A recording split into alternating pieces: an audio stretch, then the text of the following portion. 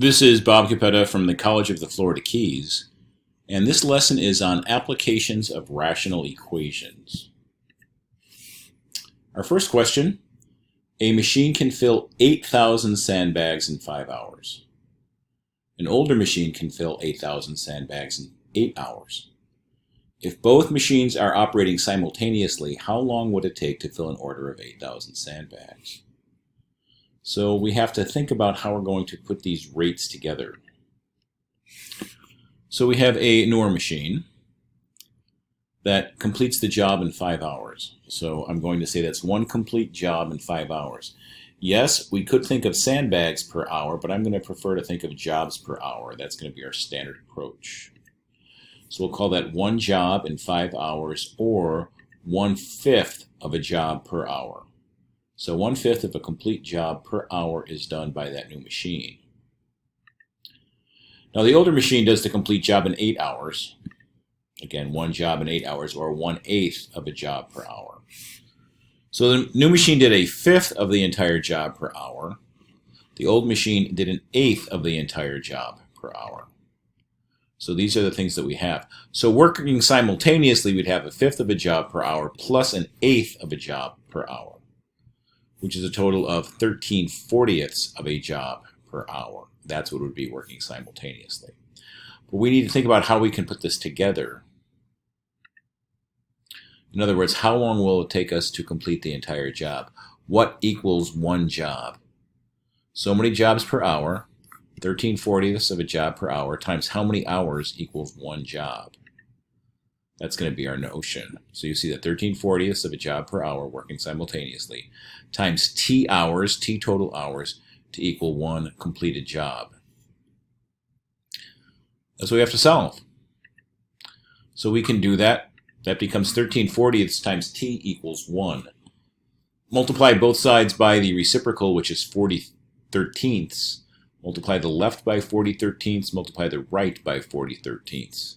40 over 40, 13 over 13 is 1T equals 40/13ths, which is the same as 3 1/13 hours. So working together, it would take 3 1/13 hours. A quick check is to recognize one machine did the entire job in 5 hours, the other machine did the entire job in 8 hours.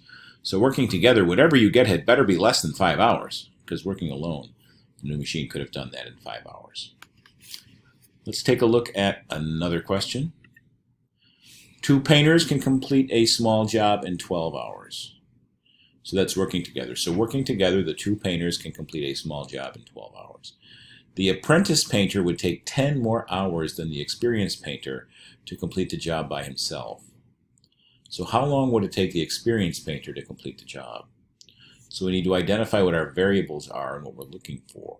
So working together 12 hours, we have an apprentice painter taking 10 more hours than the experienced painter.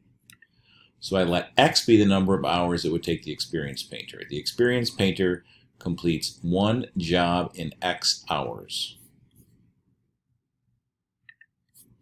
or 1 over X jobs per hour. If X were 2, it would be 1 over 2, 1/2 of a job per hour.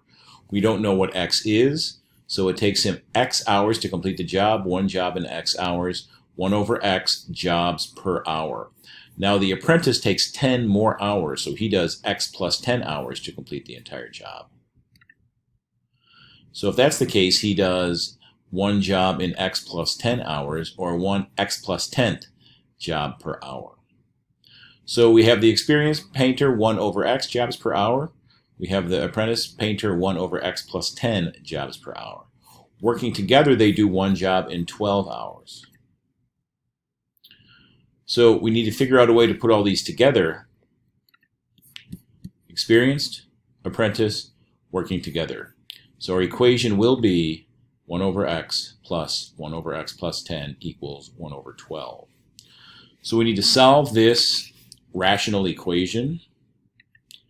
So this is the form I have it in. I need to build a common denominator, so that would have a 12, an X, and an X plus 10. You could factor the 12 to make it 2 times 2 times 3, but not really necessary here. So the common denominator is 12x times x plus 10. We're looking for what's new.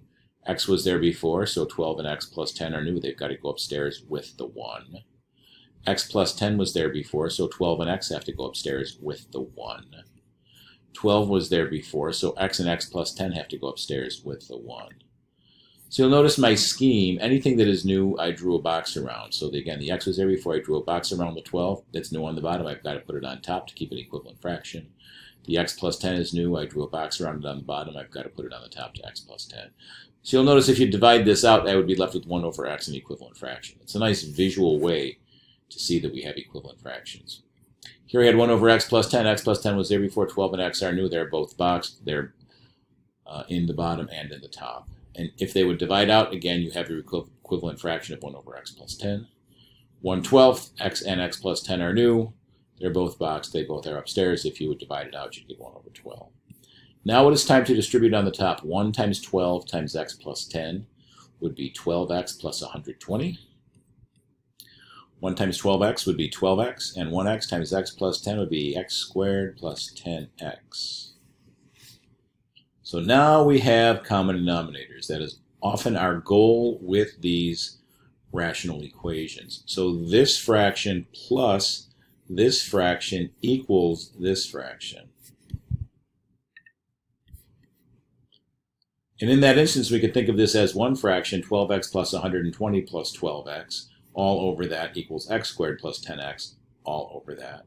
Or we could even ignore the denominators and just say 12x plus 120 plus 12x equals x squared plus 10x. But I added them together. 12x plus 12x is 24x plus 120 over this denominator equals x squared plus 10x over that denominator. The two fractions are equal. The two denominators are equal, therefore the two numerators are equal. So 24x plus 120 equals x squared plus 10x. Let's get all of the x's on one side. So if I subtract 24x from both sides, I'll have 10x minus 24x. It'll be minus 14x on that side. If I subtract 120 from both sides, I'll have minus 120 on the right side. So indeed, we get 0 is x squared minus 14x plus 120. And let's factor that. That would be x minus 20 times x plus 6, negative 20x, and plus 6x is negative 14x. Negative 20 times 6 is not positive 120. But it has been fixed. When I subtract 120 from both sides, that's negative 120. Again, x squared plus 10x minus 24x minus 14x minus 120. And x minus 20 times x plus 6 is x squared minus 14x minus 120. So I corrected the error I had when I had the wrong sign on the minus 120, but that is factored correctly now. So x minus 20 times x plus 6 is x squared minus 14x minus 120. So x minus 20 is 0 or x plus 6 is 0. So I get x is 20 or x is negative 6. Now, the negative 6 doesn't make any sense. Remember, x is the number of hours it would take the experienced painter. He can't do it in negative 6 hours. So 20 hours is what would make sense. Remember, working together, they would do it in 12. So whatever it takes the experienced painter, it's got to be more than 12. So we're noticing here that the experienced painter would take 20 hours to complete the job. What do we say about the apprentice? He had x plus 10 hours. So if it took the experienced painter 20 hours to complete the job, the apprentice painter would take 20 plus 10 or 30 hours to complete that job. Okay, let's look at another question.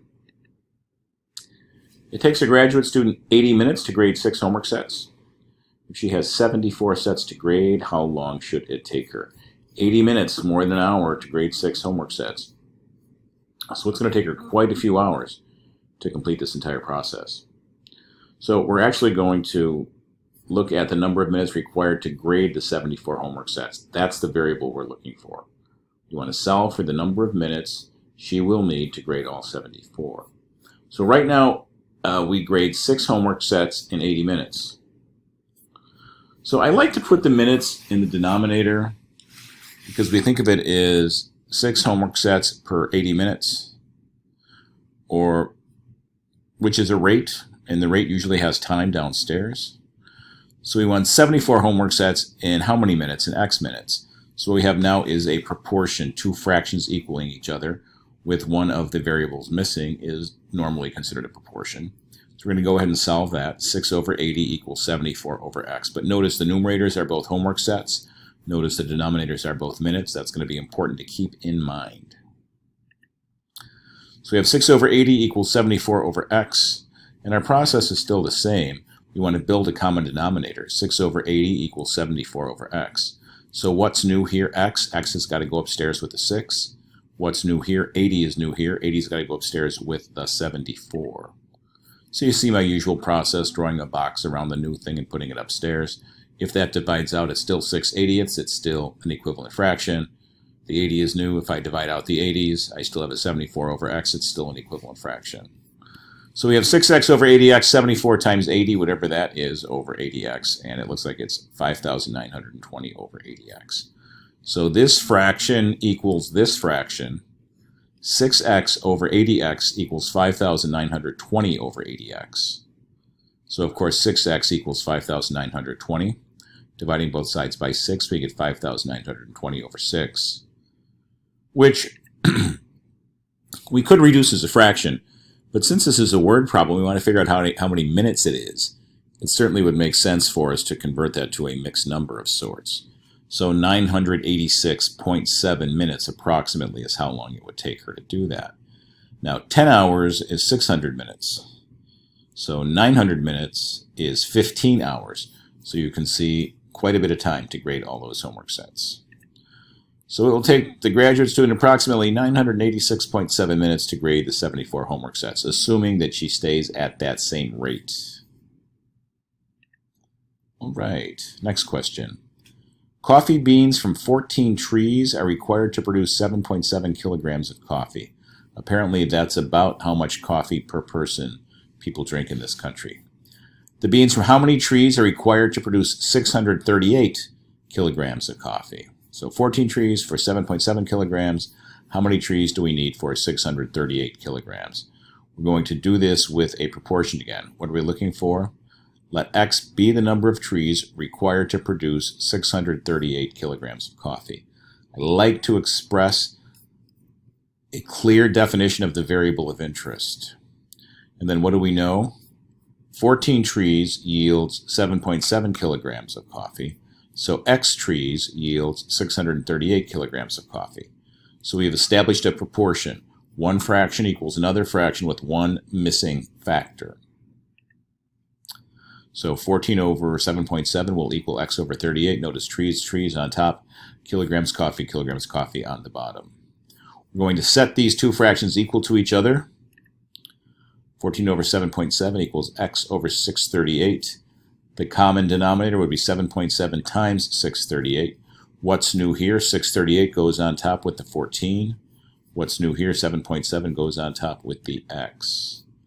And I put the new things in boxes. Notice if I would divide them out, I get an equivalent fraction what was there before. So 14 times 638 is 8,932 over 7.7 times 638, 4,912.6, equals 7.7x over 4,912.6. These two fractions equal each other. So 8932 over 4912.6 equals 7.76x over 4912.6. The two fractions equal, the denominators are equal, therefore the numerators have to equal. 8932 equals 7.7x. Divide both sides by 7.7, and we get an x value of 1160. And remember, 1160 represented the number of trees to do what? To generate 638 kilograms of coffee. So I always like to have a word answer to a word problem. It takes 1,160 trees to produce 638 kilograms of coffee. Next, we want to look at another type of rational equation. We are going to use it to solve for variables in a formula. So I have 1 over a plus 2 over b equals 3. This question is asking me to solve for a. I always like to work vertically. The common denominator will be a times b or a times b times 1. I chose a times b. Who's new here? B is new on the bottom, put it on top with the 1. Who's new here? A is new, put it on top with the 2. Who's new here? Both a, b are new, put it on top with the 3. You can see as this divides out, it's still 1 over a. When these divide out, it's still 2 over b. When this divides out, it's still 3 over 1. Multiplying it out, we get b over ab, we get 2a over ab, we get 3ab over ab. This fraction plus this fraction equals that fraction. So if that's the case, we could say b plus 2a over all this equals 3ab over all this. Or we could just ignore the denominators altogether and say b plus 2a equals 3ab. Our goal is to solve for a. Let's get all the a's on one side. Subtract 2a from both sides. So b equals 3ab minus 2a. We want to solve for a, factor the a out here. So b equals a times 3b minus 2. And then divide both sides by 3b minus 2. So I get the right-hand side a times 3b minus 2 over 3b minus 2. Those divide out to give me a equals b over 3b minus 2. And that's how we solve for that variable. And that will conclude this lesson.